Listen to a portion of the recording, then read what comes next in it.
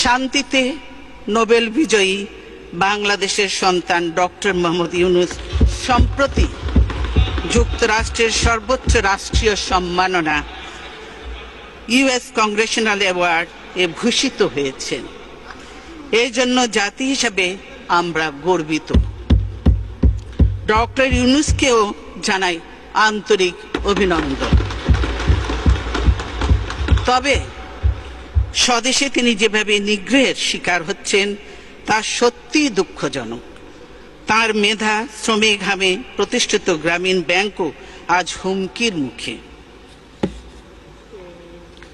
সরকার নিয়োজিত কমিশন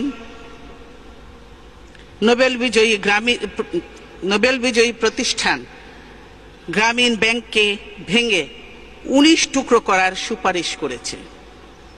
আমরা এতে স্তম্ভিত। এ ধরনের সিদ্ধান্ত গ্রামীণ ব্যাংককে ধ্বংস করে ফেলবে। ক্ষুদ্র ঋণের মাধ্যমে নারীর ক্ষমতায়নে এই ব্যাংক গুরুত্বপূর্ণ ভূমিকা পালন করে চলেছে। সেই প্রতিষ্ঠান ধ্বংসের উদ্দেশ্যে প্রতিশোধমূলক চক্রান্ত বন্ধের জন্য আমি সরকারের প্রতি আহ্বান জানাচ্ছি। আমরা এর তীব্র বিরোধিতা করছি। দেশের মানুষ এ ধরনের হীন কার্যকলাপ মেনে নেবে না। একটা প্রতিষ্ঠান ভেঙে ফেলা, ধ্বংস করা খুবই সহজ, কিন্তু এ ধরনের একটি প্রতিষ্ঠান গড়ে তোলা অনেক কঠিন ও শ্রমসাধ্য কাজ। গ্রামীণ ব্যাংকের ওপর রাষ্ট্রীয় কর্তৃত্ব আরোপের অপচেষ্টা চলছে। আমরা এরও তীব্র বিরোধিতা করি। রাষ্ট্রায়ত্ত ব্যাংকগুলো লুটপাট করে সরকার যে অবস্থা করেছে, তারা কি গ্রামীণ ব্যাংকেও সেই অবস্থায় নিয়ে যেতে চায়?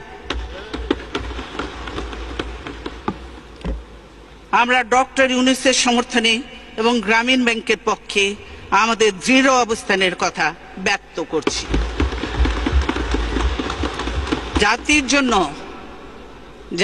জন্য যারা সম্মান বয়ে আনেন, সেই কৃতি সন্তানেরা যেন দেশেও মর্যাদা পান, তা আমাদের নিশ্চিত করতে হবে।